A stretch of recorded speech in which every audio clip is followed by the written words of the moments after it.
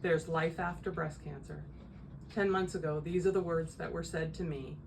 And before that, of course, I couldn't have imagined that I'd be sitting here doing a video to introduce you to and welcome you to Pink in the Park.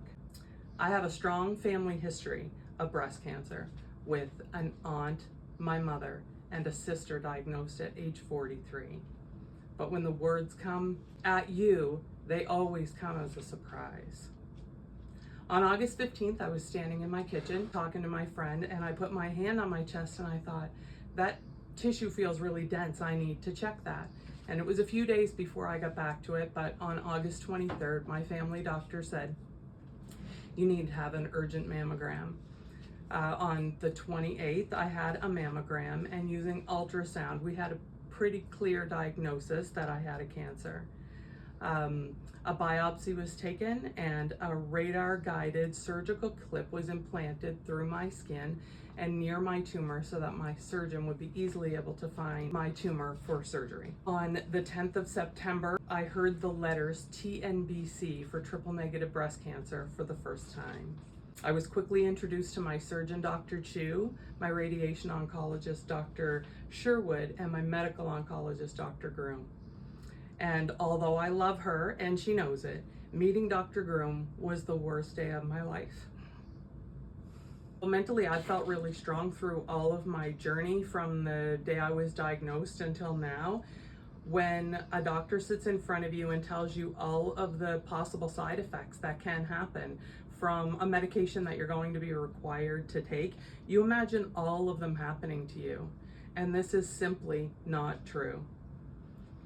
And although that was a terrible day for me, I really felt that having breast cancer and going through my treatment was just going to be a bump in the road, and I still feel that way. There were a couple of funny things when I had to tell people, and I had a real feeling of that I wanted to tell the people in the order that I wanted to tell them, and I didn't want anybody else telling my story. And realize I'm one of 10 siblings, and every time I told one person, it took at least an hour. So I couldn't even get through my own family in a day.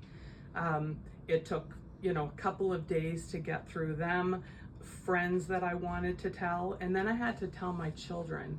I'm a very matter-of-fact person, and I learned from my sister going through this at a young age and her children being young that honesty was the best policy.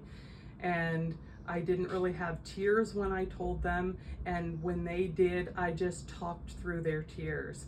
I fed them information, what was going to happen, what I was going to go through, and I think that being armed with knowledge is the best thing. So that was the way I handled that. I had to stop my husband from reading online. I learned quickly that I couldn't handle all of the bad possible news, and figured most of that wasn't going to happen. I just needed to know whatever information I needed to know to get through it. So I just wanted to hear what my doctors had to say, and then kind of went through it from there. I wanted to be respectful too, and hope that I could be that I wasn't the only one going through this, that my family, especially my husband and children, were going through it with me. I found that waiting to be sick was a real mind game. I thought I'd be sick right away from my treatment, even though they warned me that treatment in sickness was cumulative and I would get worse as it went on. I still kind of expected that sickness right away, and then I guess I got sick, and when I look back at pictures, I realized that I wasn't healthy during those times, but I always just felt fine, and that I was doing well. So I had to go through my treatment. I had immunotherapy and chemotherapy. On April the 3rd, I had a double mastectomy with reconstruction. Deciding what I would do for surgery was an extremely difficult decision for me. I talked to many people and had their stories, and what I learned from it is that it's your own story and you have to make your own decision. And once I was able to come up with the decision for me, it really was the best thing for me, and I've been pleased with that. And so this Thursday, I will have a final small surgery, and hope to be healthy enough to, in the evening, be at the ballpark for the baseball game of the St. John Alpines versus Fredericton. My name is Vera Dow, and I'm proud to say that my son Hayden Dow is slated to be the opening pitcher, making his debut for the St. John Alpines on Thursday night.